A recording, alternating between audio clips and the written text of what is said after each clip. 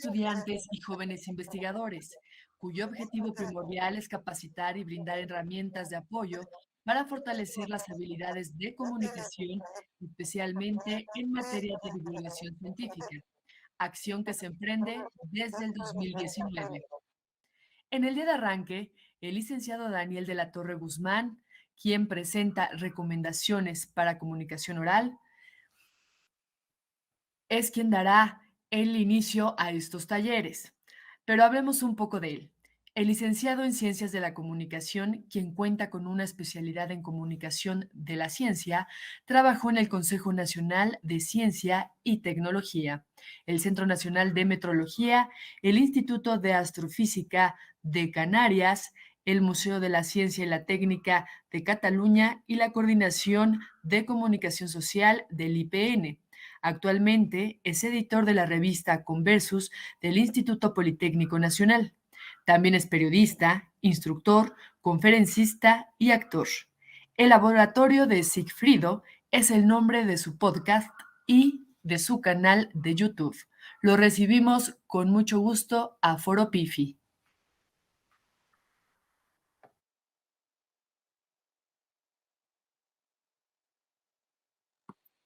Hola, ¿qué tal? Muy buenas tardes. Bienvenidos sean ustedes a la, eh, a la oficina editorial de la revista Conversus.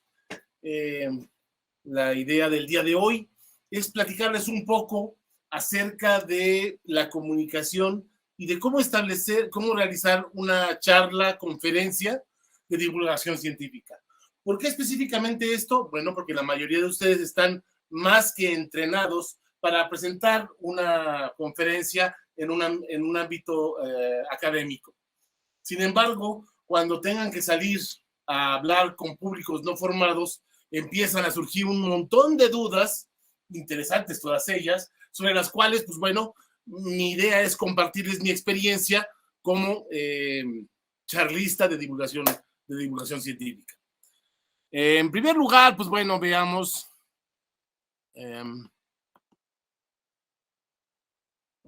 cómo le hacemos aquí, ¿verdad? Ok.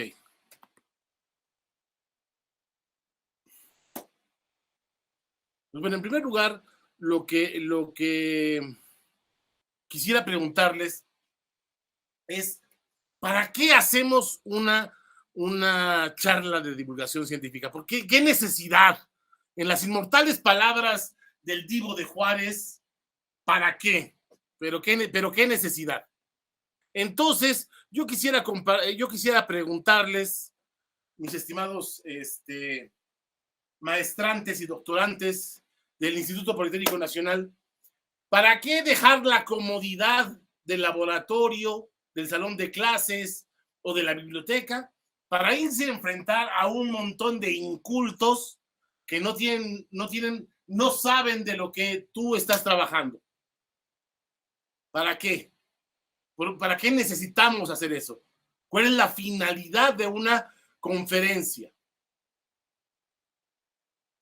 Aquí es donde ustedes me envían sus propuestas de para qué, por favor.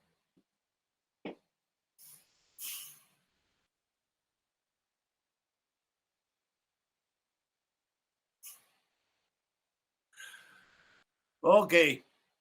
Veo que el día de hoy estamos tímidos, entonces, bueno, pues contestaré mi pregunta y haré retórica mi pregunta. ¿Para qué demonios salir de la comunidad de un lugar de tu lugar de confianza y presentarte a una charla? Bueno, las conferencias tienen 4 objetivos básicos. Muy bien, gracias a Sergio Eduardo Huesca Flores para difundir el conocimiento y que tenga más alcance. Muy bien, perfecto. Sí, eso es una muy buena idea. Para divulgar con la sociedad. ¿En serio? O sea, ¿vas a dejar el laboratorio para divulgar con la sociedad? Para dar a conocer el resultado de la investigación que estamos llevando. Exactamente, muy bien.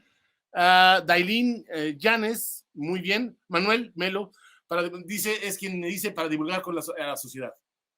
Laura Beatriz Cruz Morales nos dice, es una exposición de un tema que es de mi interés y del cual se posee cierto conocimiento. Muy bien, eso es una conferencia. Exactamente. Vamos viendo, para difundir, para divulgar, para dar a conocer o para exponer. Para dar a conocer nuevos conocimientos. Muy bien, para informar sobre nuevos avances. Perfecto, muy bien, muy bien. Lo tienen muy bien visto. Ahora, vamos a la que sigue.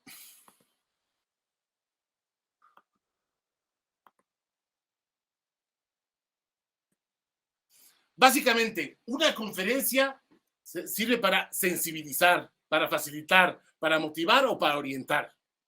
¿Ok? Sensibilizar sobre una problemática, una situación, una oportunidad o un tema. Facilitar la comprensión de algún concepto o tema, el entendimiento de una situación o el análisis. ¿Ok? Facilita estas tres situaciones. Motiva a la reflexión, a la conciencia y a la determinación. Y orienta para tomar acción, orienta para modificar mi vida cotidiana o me orienta en un ámbito práctico de mi vida. Como ven, las 4 obedecen a una sola persona. ¿Y quién es esta persona a la cual los 4 puntos están dirigidos? ¿A usted? ¿A mí? ¿El área de investigación y posgrado? No. Está dirigido a tu oyente. La persona más importante en una conferencia es el oyente, no tú. ¿Ok? El oyente es quien vas a llevar a orientarlo, a facilitarle, etcétera, a moverlo a alguna de estos 4 puntos. Por lo tanto, ¿qué es lo primero que necesitas conocer antes de que si habrá viáticos o si es válido para el SNI, la conferencia? Lo primero es a quién le vas a hablar. ¿Qué piensa? ¿Qué sabe de tu tema? ¿Cuál es su educación? ¿Le interesa? ¿No le interesa? Eso es fundamental. No puedes pararte en un escenario y tirarle verbo, lo mismo a niños que a adolescentes, que a adultos, que a investigadores de otra área o investigadores de tu área. Debes saber qué sabe el otro. Uno, te ahorra el tener que explicarle cosas que ya sabe. Y 2, te permite determinar el lenguaje en el cual le vas a hablar. ¿Ok? Muy bien. ¿Por qué es importante el lenguaje? ¿Ok? Porque para poder comunicarnos es necesario que tengamos un acuerdo acerca de los términos. Los sustantivos y los sujetos de las oraciones que tú utilizarás deben ser capaces de ser comprendidos tanto por ti como por tu audiencia. Por eso, en una conferencia de divulgación, no se usa lenguaje técnico, a menos que sea completa y absolutamente indispensable. Y cada vez que lo utilizas, habrás de dar el sentido de esas palabras. Muy bien.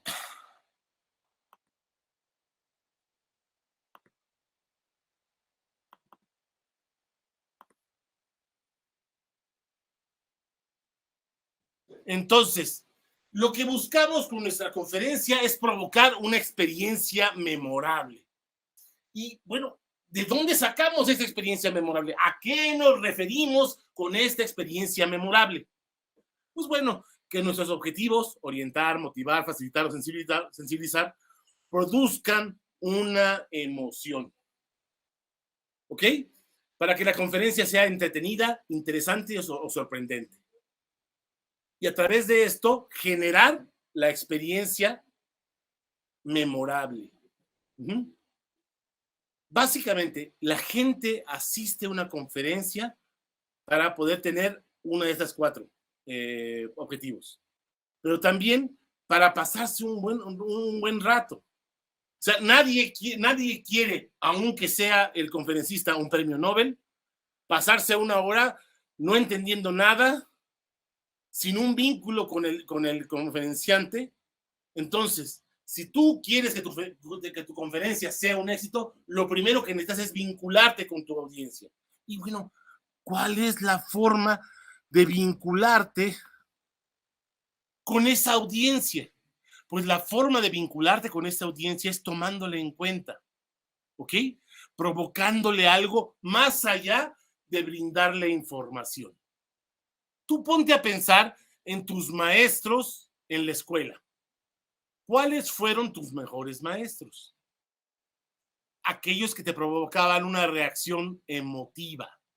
O que los odiabas porque eran muy buenos, o que los odiabas porque eran muy malos, o que lograron un vínculo contigo y entonces se logró, te sentías a gusto en su clase. ¿Ok? Entonces, es importante lograr un vínculo emotivo. Lo más fácil es pues, hacer que lo que tú vas a decir sea interesante, produzca algún sentimiento, la duda, la sorpresa. Ajá. El aprendizaje es más efectivo si se logra a través de una emoción. Si bien una charla no le cambiará la vida necesariamente a tu audiencia, sí le dejará información suficiente para lograr comprender algo o motivarlo a la acción, o por lo menos que cuando vaya a chelear con sus cuates tenga algo interesante que contar. ¿Ok? Muy bien. Entonces,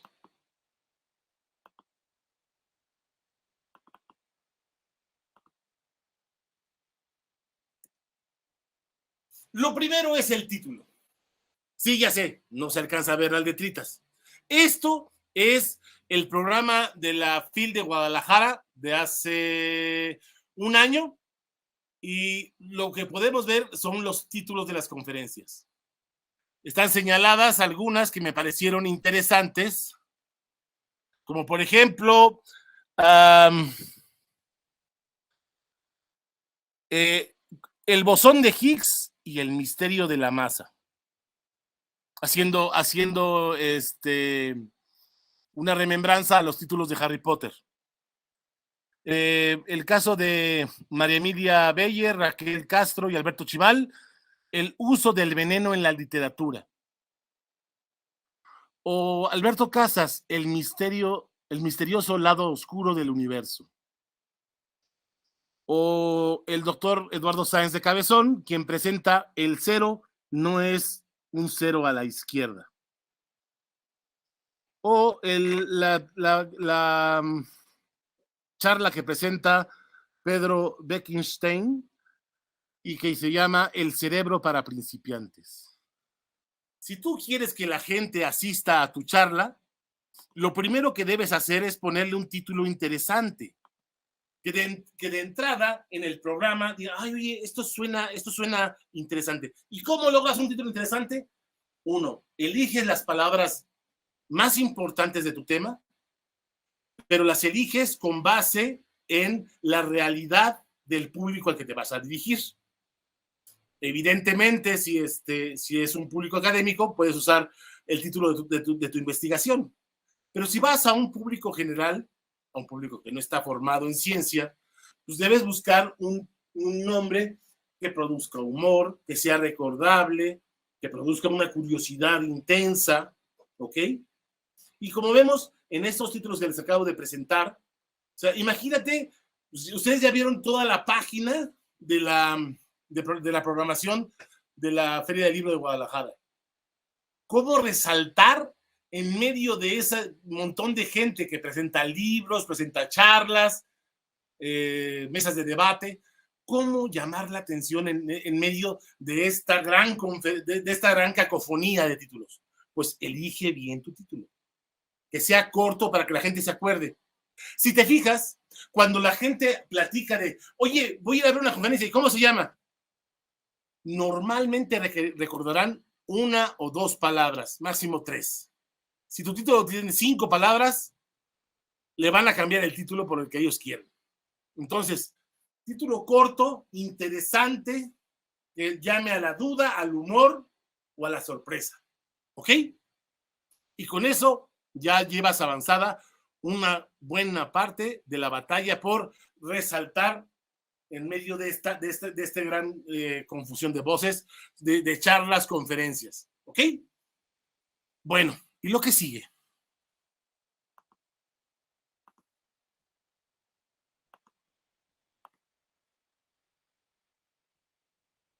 Normalmente esto es lo que nos pasa, ¿no? Planeamos la conferencia, la introducción, describir el tópico de la charla, motivar a la audiencia, presentar la metodología y el diseño del experimento, presentar los resultados, un momento para las conclusiones, dejar espacio para el aplauso, obviamente, y los 15 minutos reglamentarios para preguntas y respuestas. ¿Qué es lo que realmente pasa? Pues bueno, que el anterior charlista se colgó 20 minutos y ya vas tarde. Y cuando te conectas, hay dificultades técnicas, tu máquina es Apple y no se puede conectar, o por alguna razón el proyector amaneció de genio y no se quiere encender, y en lo que le llaman al cuate de sistemas, pues pasa un ratote. Luego empiezas con la introducción del tema y y gastas un montón de tiempo en describir de lo que vas a hablar. Intentas empezar la motivación y se te ve interrumpido porque alguien en la audiencia, en lugar de preguntar, lo que hace es hablar de sí mismo, simulando una pregunta. Finalmente, en los últimos 10, 15 minutos, te das cuenta que ya no tienes tiempo y entonces ahora sí, le metes turbo para que todo lo que querías hacer en 1 hora lo hagas en 3 minutos. Y puedas presentar tus 50 diapositivas de un solo golpe. ¿Cómo podemos evitar esto? Bueno, siendo un poco más flexibles, obviamente, y pensar en estas circunstancias. Lo primero que tienes que hacer si vas a hacer una charla es estructurarla. ¿Cómo se estructura una charla de divulgación científica? 1, lista todos los datos de los que quieres hablar, los que el público sabe y los que no sabe el público. Todo lo listas. Ajá. Normalmente yo te recomiendo que lo hagas en forma de un mapa mental, poniendo los conceptos, el concepto principal de tu charla, porque tu charla será un solo tema. ¿Ok? No vas a hablar de más de un tema en tu charla. Y vas a identificar los subtemas de la charla, de los que puedes hablar, de los que la charla contiene, y de estos los temas derivados. Ordena qué debe saber una persona, de más a menos interesante. Y descarta todo lo que puedas. Es decir, todo aquello que no venga al caso, aun cuando te guste mucho hablar de ello, si no lo necesitas para construir tu tema final o tu conclusión final, deséchalo, para que tengas tiempo de hablar exclusivamente del tema de tu interés. Es recomendable que alguien de confianza, que no sea experto, revise estos temas para que veas si hay algo que sobra. También lo necesitarás para que una vez que tengas la charla más o menos armada, se la puedas presentar y te ayude a ver si es comprensible o no.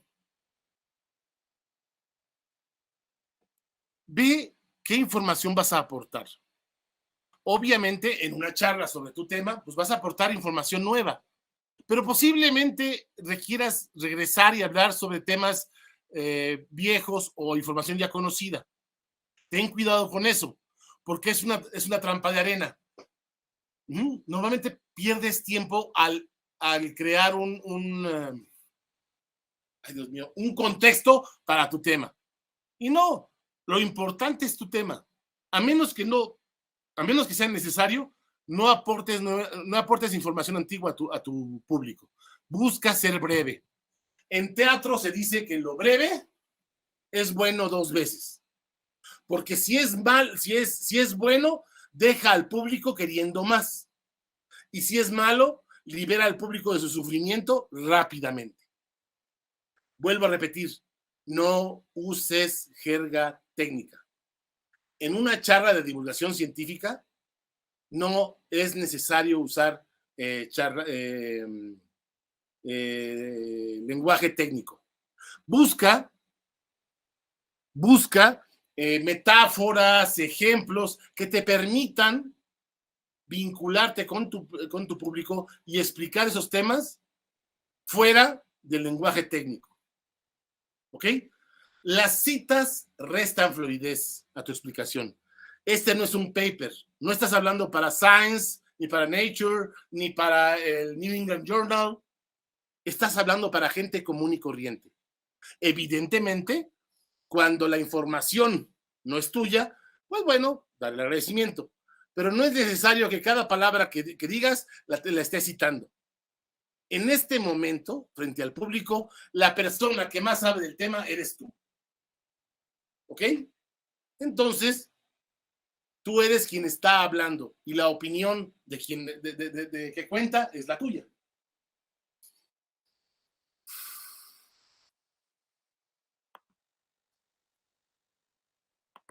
Cuando hablamos de los ejemplos y metáforas, hablamos de algo muy importante. ¿Qué es lo que pasa cuando hablamos de divulgación científica? Cuando hablamos de divulgación científica, estamos recreando la comunicación de ciencia. ¿Ok? Entonces, no estamos bajándola de nivel, ni estamos buscando un lenguaje más simple. No, estamos reconstruyendo el lenguaje, estamos reconstruyendo el tema. Tú tienes ya un armado, un soporte, un entarimado, porque si quieres llamarlo así, en el cual estás parado, y todos los conceptos que tú hablas están soportados por toda esta estructura. Esa estructura son tus 4 años y medio de carrera, tus 2 años y medio de maestría y tus 4 años o 5 años de doctorado. Por eso tú y tus colegas pueden hablar de un concepto con facilidad, porque tienen todo este background que sostiene el concepto. ¿Cómo poder hablar con alguien que no ha pasado por esa estructura? ¿Ok? Pues simple y sencillamente empiezas a reconstruir una estructura que soporte ese concepto. Para eso se usan los ejemplos o las metáforas, que pueden ser tanto orales como visuales. Por ejemplo, ¿se acuerdan aquel comercial de los 90s, donde no sé qué cantante famosa agarraba un sartén, agarraba un huevo y decía, este es tu cerebro? Y luego ponía un sartén en el fuego, rompía el huevo y lo ponía en el sartén. Y el huevo se empezaba a freír. Y este es tu cerebro en drogas. Eso es una metáfora visual. Ya sea que llegues a tu conferencia con algo para mostrar, no necesariamente la presentación PowerPoint, algún objeto que puedas mostrar y que sea más tangible. O una metáfora verbal, como puede ser, los que conocen, los particuleros saben que debajo de la pirámide del Sol, el doctor Menchaca, Arturo Menchaca, colocó un detector mónico para percibir la radiación cósmica que alcanzaba a atravesar la pirámide, para construir una imagen de la pirámide como si fueran rayos X.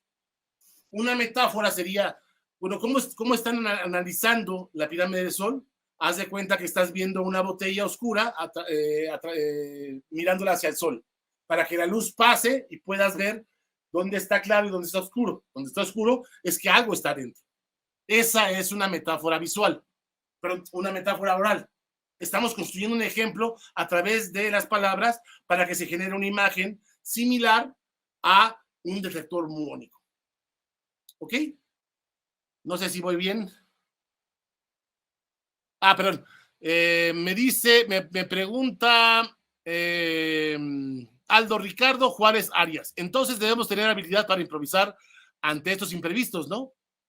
Pues sí, obviamente, en la medida que seas capaz de sortear estos imprevistos, como pueden ser, me supongo que estás haciendo referencia a el fallo con sistemas, el retraso en entrar a tu plática, sí. Por lo menos debes estar tranquilo para ir tomando decisiones y actuando en ese sentido.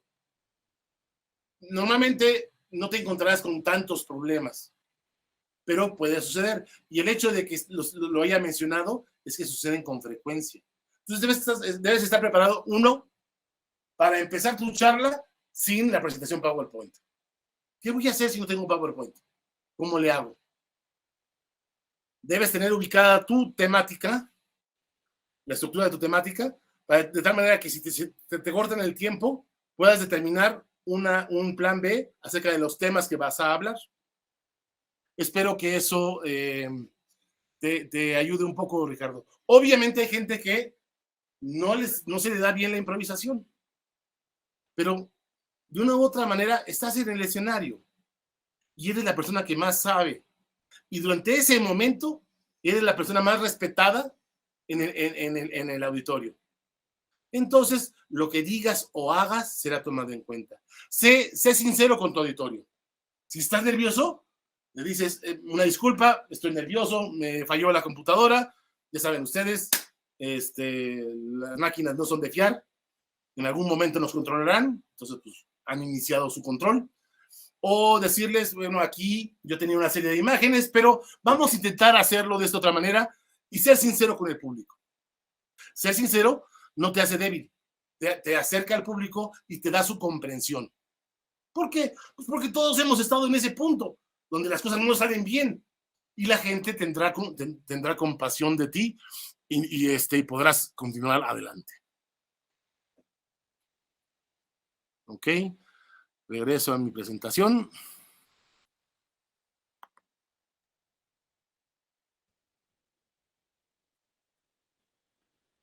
En lo personal, yo abordo una conferencia como si fuera una novela o un cuento. Y la divido en 3 actos: inicio, nudo y desenlace.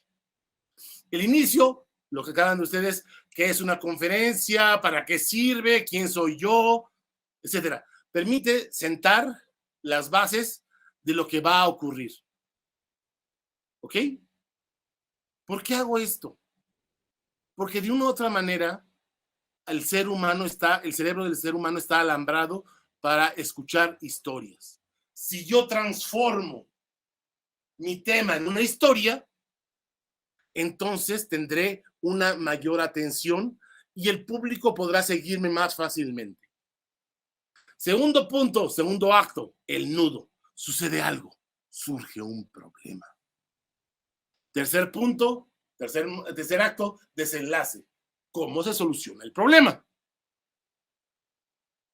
Tú me dirás, no juegues, o sea, ¿cómo voy a construir una historia si lo que estoy hablando es de un modelo matemático y ecuaciones? Y ahí el punto. Habrás de identificar los momentos en tu investigación o en tu charla y habrás de determinar quiénes son los personajes en esta charla. Transformar una charla informativa en una charla narrativa. De una u otra forma, la narración aporta o permite información. Me voy enterando de cosas. Es como cuando te cuentan un chisme, ¿no? Va de corridito, pero vas sabiendo cosas. Vas sabiendo quién habló mal de quién y vas sabiendo qué dijo quién de qué. Muy bien. Y esto se puede hacer. y permite que tu charla sea más interesante que la sola descripción de introducción, metodología, análisis de resultados, conclusiones, que puede ser muy formal y muy aburrido para algunas personas. ¿Ok?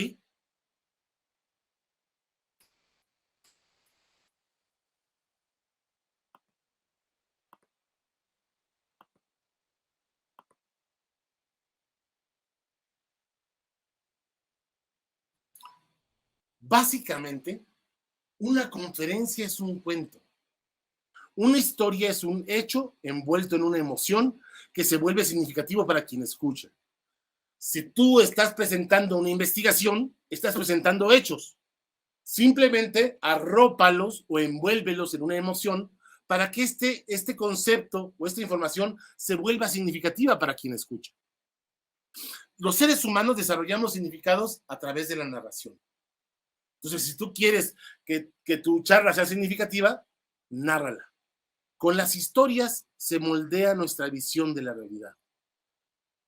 Siempre he comentado que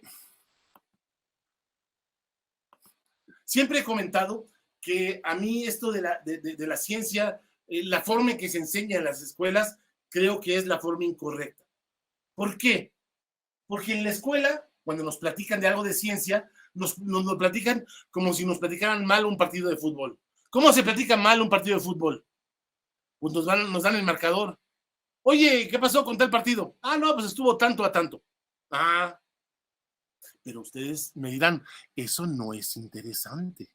Lo interesante de un partido es quién empezó, quién dominó el primer tiempo, quién dominó el segundo tiempo, quién se la pasó a quién y cómo tiró a gol. Eso es lo interesante. Las charlas debes estructurarlas con base en lo que te pasa en tu laboratorio.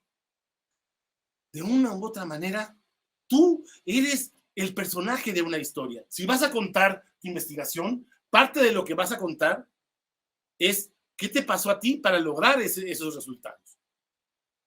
O cómo se desarrolló la investigación para encontrar estos resultados.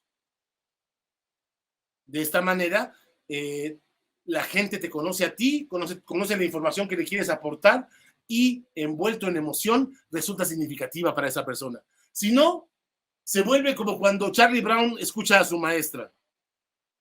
No sé si algunos de ustedes saben, las caricaturas de Charlie Brown, Snoopy, cuando las ves en televisión o en cine, cuando la maestra habla, no se oye lo que dice la maestra. Nada más se oye una corneta que hace después de 15 minutos de estar oyendo datos, eso es lo que escucha la gente de tu investigación. Entonces, hay que construir una curva para que la gente se vaya interesando y construir la intensidad o la intención para que la gente sea atrapada por tu charla.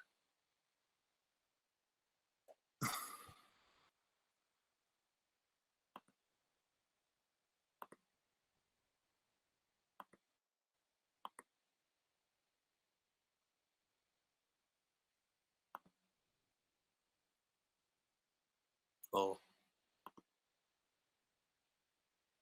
Aleida Rueda, originalmente la encargada de comunicación del Instituto de Física de la UNAM y actualmente expresidenta de la Asociación Nacional de Periodistas de Ciencia, nos propone algo interesante, sacar la trama al paper. Y propone, tú eres el personaje del cuento. Los personajes pueden ser los investigadores o el objeto de estudio. Un objeto inanimado puede ser humanizado y de esta manera tener una personalidad. El conflicto obviamente es la anomalía o el misterio, lo que te llevó a estudiar ese asunto. Y finalmente la resolución es propiamente la investigación.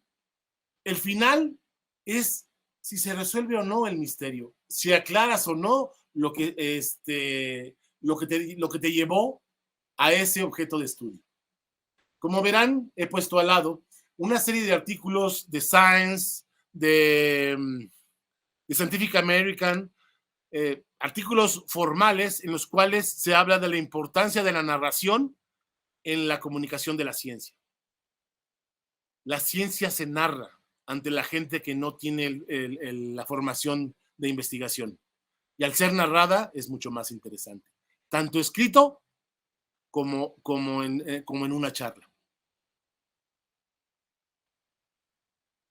Hasta el momento,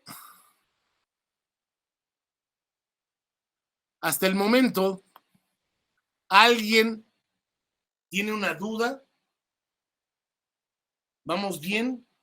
¿Qué les parece este modelo? Perdón. Dailin Llanes, ¿qué recomienda usted para prepararnos para una conferencia? ¿Tener un guión listo de antemano o solo los puntos importantes o improvisar el resto? Yo normalmente lo que hago es defino la información que quiero comunicar, la estructuro en forma de una escaleta. Una escaleta es, voy a hablar de esto, luego de esto, luego de esto y luego de esto. Y sobre esa me voy basando. A veces cuando el tema es complicado, escribo toda la charla, pero no la leo ni me la aprendo de memoria.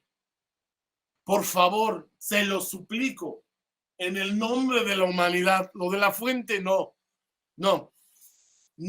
lean una charla. No hay cosa más aburrida. Entonces,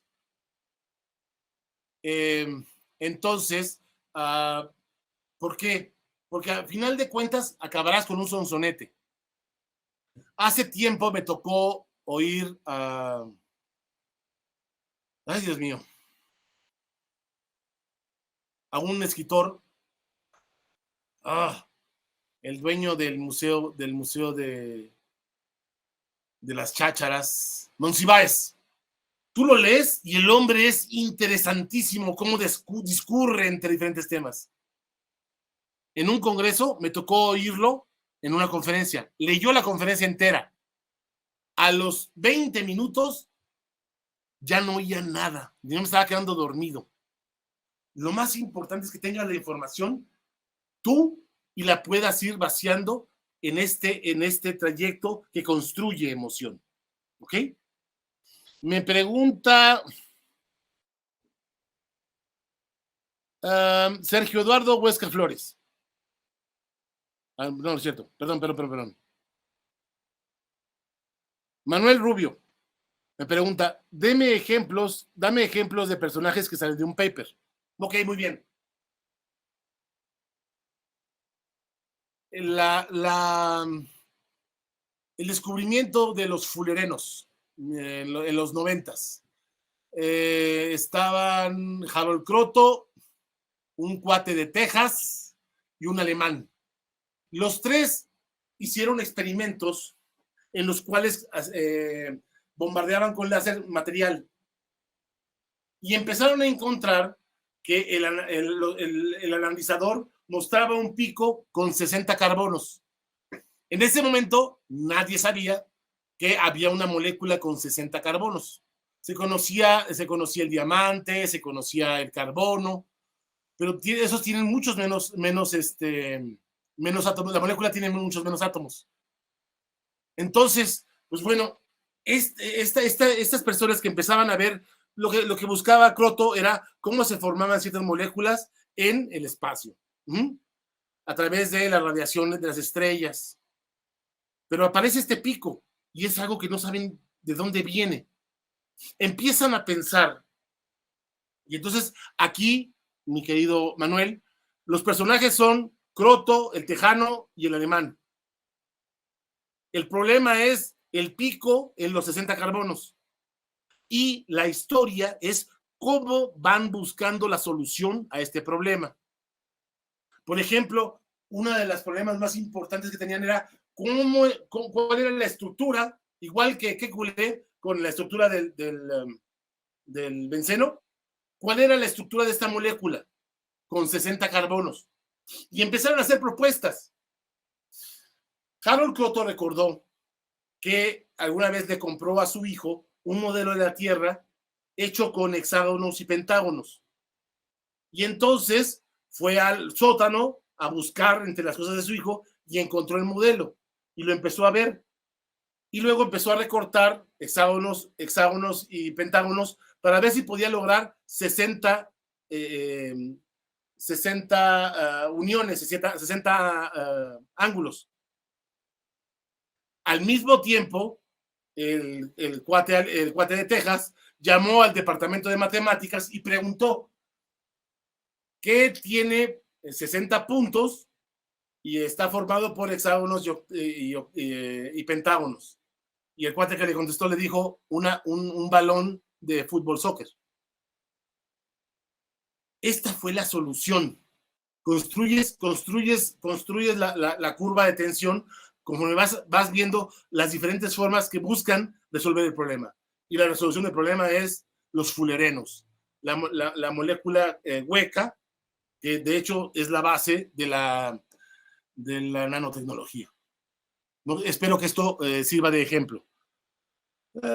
Dice, ahora sí, Sergio Eduardo Huesca Flores. De principio se siente territorio desconocido, eso de verlo como un cuento. ¿Nos puede dar casos de aplicación? Muy bien. Otra investigación, ok, en la antigua Alejandría, uno de los encargados de la biblioteca recibe un documento, y eso se la saben todos, creo.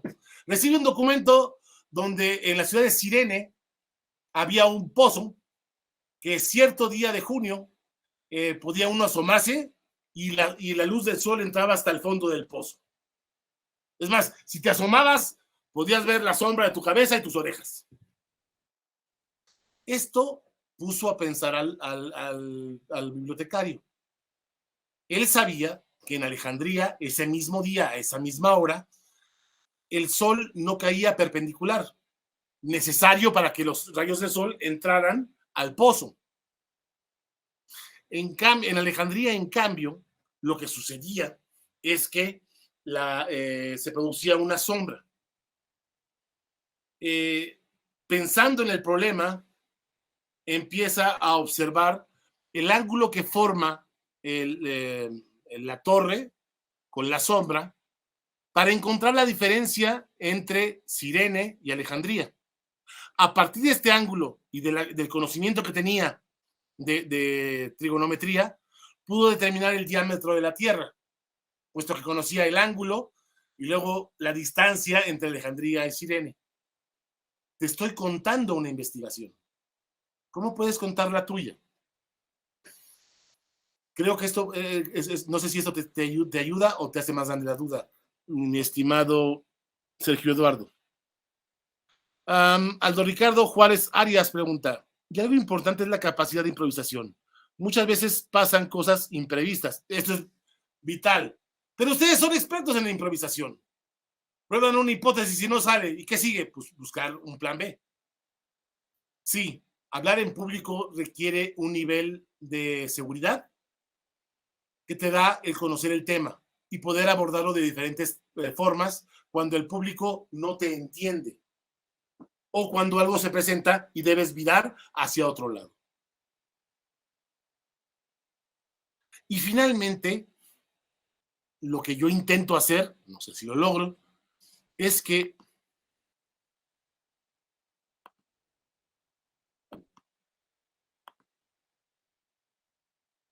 cuando intento hacer una presentación, busco que de alguna manera, al final de la charla, la gente se quede emocionada. Aquí ustedes imagínense la canción de Shoot the Thrill de AC/DC, porque me dicen que no puedo ponerla porque nos votaría por derechos de autor. Pero imagínensela, la canción es con la que entra con Tony Stark a la feria en Iron Man 2. El emocionar a la gente te permite llevarla hasta este punto cuando le resuelves el problema, cuando le das la información más importante y que te recuerde. ¿Ok? Te recuerde porque le emocionaste a través de la duda, a través de la emoción del conocimiento, a través de la diversión, fue una conferencia divertida, a través de la emoción que dejaste en ellos. Y bueno, en este momento alcanzamos el marco de la raya de las 2:45, cuando debo dejar espacio a los 15 minutos de preguntas. Entonces, pues bueno, no sé si tengan más preguntas que hacer.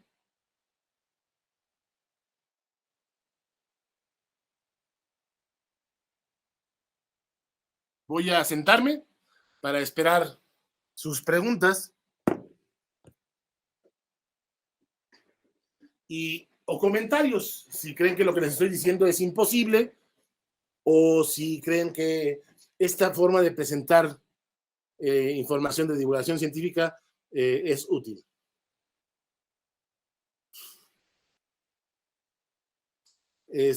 Una compañera le importa que se anote que ella está presente y que por favor no la regañen porque ella sí vino. Ah, Manuel, muy bien. Esta viene con jiribilla. ¿La divulgación es de los investigadores o de los comunicadores? Este ha sido el pleito desde que me acuerdo. Yo estudié comunicación y luego hice la especialidad en comunicación de la ciencia. Simplemente se requiere a alguien con habilidades de comunicación y que sepa muy bien del tema. De esta manera, pues los mejores comunicadores públicos de ciencia son aquellos que tienen habilidades de comunicación. No importa si son científicos o comunicólogos o periodistas. Por ejemplo, tenemos 1001 ejemplos de investigadores con habilidades de comunicación maravillosas. En mi personal playlist, yo pondría, por ejemplo, a Faraday. Faraday, yo nunca he visto una plática de él, pero sus pláticas fueron tan interesantes que crearon una costumbre, las charlas de Navidad, en la Academia de Ciencias de Inglaterra, del Reino Unido, perdón. Feynman, físico que analizaba choques de partículas y que entendía la física cuántica y que era capaz de explicarla de la forma más divertida posible. Alguien que no es científico, pero tiene una habilidad de comunicación maravillosa. José Gordon, el conductor de la oveja eléctrica, quien incluso ha hecho libros poéticos sobre ciencia, explicando diferentes conceptos de ciencia. Les recomiendo El Universo de Pepe Gordon, buenísimo. Y entonces, pues bueno, depende del conocimiento que tengas del tema. En teatro se dice, a guión sabido no hay cómico malo. Entonces, uno, debes entender cómo comunicarte con la gente y debes tener clara la información que vas a aportar. Con esos dos conceptos claros, tú puedes desarrollar un proceso de comunicación claro y establecer contacto con tu público. Dice Merci Juliet Anduaga Márquez. Creo que el punto de partida esencial es tener en cuenta que no toda la audiencia es experta. Entonces, en ese sentido, solo debemos hacernos entender a través de diversos recursos. Exactamente. Y no solo, no toda la audiencia es experta. Fuera de tus compañeros y de tus colegas, nadie sabe tanto del tema como tú. Entonces debes partir en un principio que la gente no sabe del tema. Eso lo determinas tú con base en lo que el conocimiento común tiene o entiende del tema del que tú estás hablando. Entonces tú determinas, ok, la gente sabe del átomo, la gente sabe de las subpartículas, pero no sabe por qué a los quarks se les ponen colores o sabores. Entonces ahí tienes que encontrar la metáfora para poder entender por qué diablos a la gente se le ocurrió ponerle colores y sabores a las partículas subatómicas.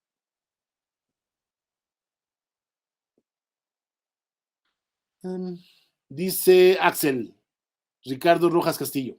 Es bastante interesante el tema. Para personas que somos introvertidas es complicado poder pararnos y hablar de un tema, a pesar de conocer sobre él. Sí, pero es cuestión de, no sé si han oído hablar de Javier Santolaya, doctor en física, miembro del equipo del CERN y actualmente posiblemente uno de los divulgadores en castellano más importantes del mundo.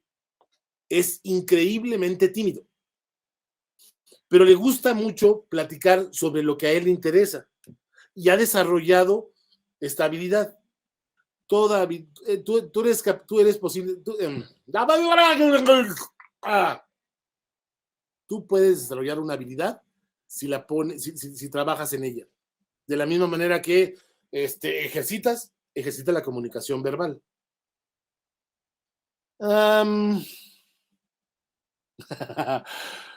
Olga Herrera pregunta, ¿qué piensas de incorporar como materia la divulgación científica? En España, por lo menos hasta donde yo sé, es ya una materia obligatoria para las carreras de formación de ciencias exactas, tener una materia de comunicación o de divulgación. ¿Por qué? Porque es necesario la misma libertad que tienes de investigar lo que te venga en gana, es la responsabilidad de platicar a la sociedad qué estás haciendo. El proyecto que realizas no es tuyo, pertenece a la sociedad, y la sociedad tiene el derecho de que se le explique de una manera clara qué estás haciendo y cómo influirá en su vida. Entonces, sí, yo creo que en todo posgrado debería haber una materia sobre divulgación científica. El sistema de universidades jesuitas lo tiene, tiene el diplomado en divulgación de la ciencia y la cultura en Guadalajara, que se repite en León y en la Ibero. La UNAM tiene el diplomado de la dirección de la dirección adjunta de divulgación y además tiene la maestría y el doctorado en comunicación de la ciencia o divulgación por parte de la Facultad de Filosofía. Yo considero una herramienta importante en toda carrera la divulgación científica. El Tecnológico de Querétaro, en los 90s, se dieron cuenta que producían ingenieros maravillosos, pero que no se sabían comunicar y por lo tanto terminaban quedando en puestos de baja autoridad. Entonces, el Tecnológico de Querétaro decidió meter la clase de expresión oral y expresión escrita para que sus ingenieros se pudieran comunicar fácilmente y de una manera interesante y de esta manera pudieran accesar con mayor facilidad a puestos de autoridad. Manuel Rubio pregunta, algunas personas piensan que divulgar es solo bajar el nivel del discurso. ¿Qué opinas de eso? Pues se los dije hace un momento, no es bajar el nivel. Tú ponte a hablar con un niño de tu tema, diciéndole, hola amiguito, ahora que estamos aquí te voy a presentar algo muy divertido. Quiero que entiendas que los materiales vienen de muy diversos. Si tú juegas al tonto con el público, te van a echar a patadas. Lo que se requiere es recrear el concepto a partir de un lenguaje distinto. Y sí, es complicado.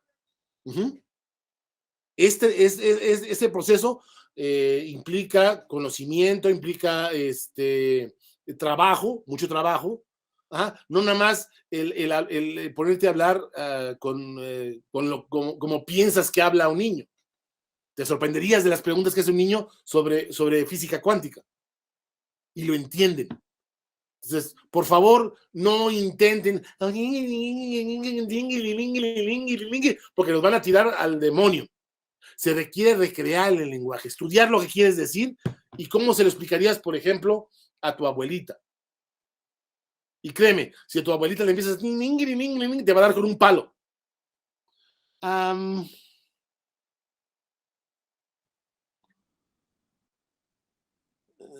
¿Qué piensas del concepto de apropiación social de la ciencia? Ay, Dios mío, es complicado. La divulgación científica, la comunicación pública de la ciencia, la apropiación pública de la ciencia, son muchos nombres para muchos estadios de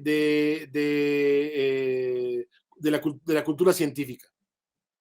En este momento creo que, pues sí, lo importante es acercarnos a la sociedad, platicar lo que estamos haciendo y que más o menos entienda. La apropiación pública de la ciencia es que la gente pueda decir si está de acuerdo con que tú hagas ese proyecto o qué proyecto le interesa. Y por el momento, yo creo, México no está preparado para eso. ¿Por qué? Porque en este momento la ciencia obedece, o el desarrollo de los proyectos científicos obedece a los intereses de los investigadores o de quienes pagan esa investigación. Ay, Dios mío. Laura Beatriz Cruz Morales. Personalmente me cuesta mucho trabajo al exponer, centrar mi mirada en el público, tiendo a mirar hacia otros lados. ¿Esto resta imagen frente a las personas? Sí. Imagínate que yo estuviera hablando así. Hola, mis queridos amigos. Pues el día de hoy voy a presentarles el proceso de desarrollo del murciélago zorro volador, de las no logras un contacto, estás asustado y terminas por crear un conflicto con tu público. Debes mirar hacia el público y mirar, lo han visto en la carrera. Si no eres capaz de centrar tu mirada, prueba mirar un momento hacia la izquierda, un momento al centro, un momento a la derecha y regresar. ¿Ok? Y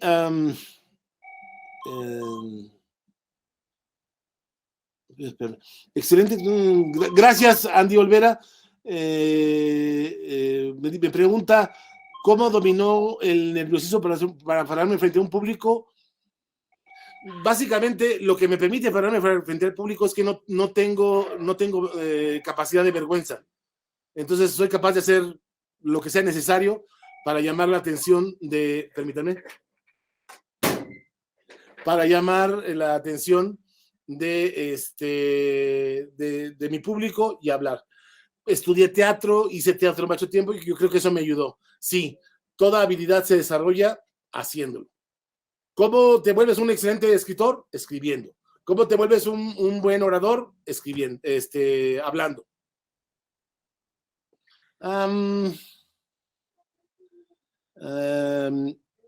Huesca Flores Sergio Eduardo me pregunta, ¿por qué el IPN no se dan este tipo de cursos para desarrollar la oratoria y podemos comunicarnos mejor?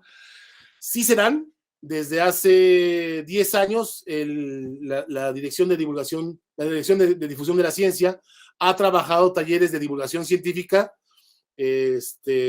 para maestros o para estudiantes de posgrado. En este momento estamos justamente renovando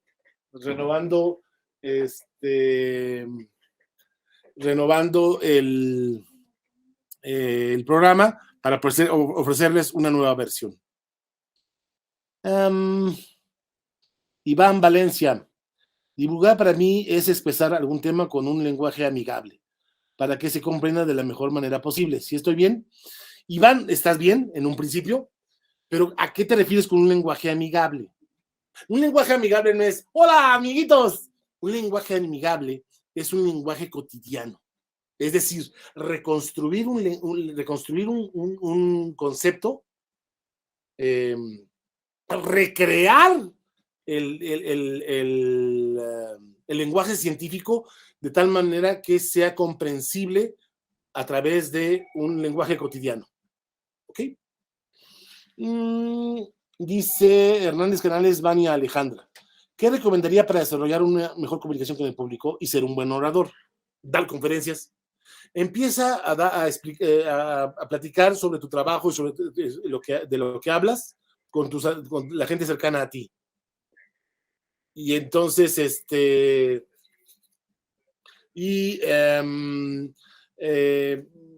busca dar charlas.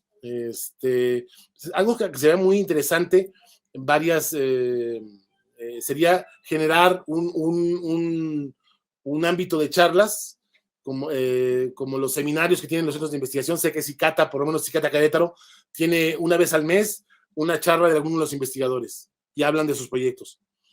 ¿Por qué no nos juntamos y armamos charlas un viernes sí, un viernes no, en la cafetería del SIC, por ejemplo, en un lugar relajado, o en el auditorio de la académica, y ustedes platiquen sobre sus proyectos, de tal manera que se vayan ejercitando unos a otros. Ay, Dios mío. Aldo Ricardo Juárez Arias, ¿qué ha sido lo que más ha disfrutado de divulgar? Que la gente me entienda. Es padrísimo cuando presentas un tema como, por ejemplo, funciones matemáticas, que a mí me cuesta mucho trabajo, y al final de la charla, la gente te dice, oye, ojalá hubiera sido mi maestro de matemáticas, porque yo no entendía eso. O ojalá mi maestro hubiera sido como tú para poder entender. Eso me produce una satisfacción enorme. Si me preguntas específicamente cuándo sentí que de veras ya la había hecho, fue cuando tuve que dar una charla sobre flotación con chavos de la secundaria 15 de Querétaro, una secundaria federal. Yo pensé, fue una de las primeras charlas que di, yo pensé que me iban a alburear, que se iban a pitorrear de mí, pero cuando pude tener media hora a 40 muchachos hablando sobre flotación física y no se me aburrieron ni me dijeron nada, hombre, ese ha sido uno de los momentos más gloriosos de mi vida. Y ok. En este momento son las 3:02. Solicito instrucción de mis autoridades para Sí, licenciado Daniel, si usted nos comparte una vía de contacto para que quizás los asistentes puedan seguir expresando sus dudas, se lo vamos a agradecer mucho. por supuesto. Si tienen dudas o quieren platicar más acerca de esto, pueden ustedes hablar a la UNAM. No, pueden ustedes hablar, mi correo es D de Daniel de la Torre, mi apellido completo, D de la Torre @ipn.mx. Y mi extensión es la 64802. Ahí está, licenciado. Pues con esto nos quedamos. De todas maneras, lo vamos a publicar en la página oficial del Foro PIFI para aquellos que no tuvieron oportunidad de escribirlo o guardarlo, ahí lo vamos a poner de todas formas. Perfecto, muy bien. Entonces, pues no me queda nada más que agradecerles a la Secretaría de Investigación y Posgrado, a ustedes que estuvieron aquí aguantándome. Si lo que vieron les gustó, por favor, recomiéndenlo. Si no les gustó, no sean gachos, no le digan a nadie. Y esperamos sus trabajos para la revista Conversus. Acuérdense que la revista Conversus es monotemática.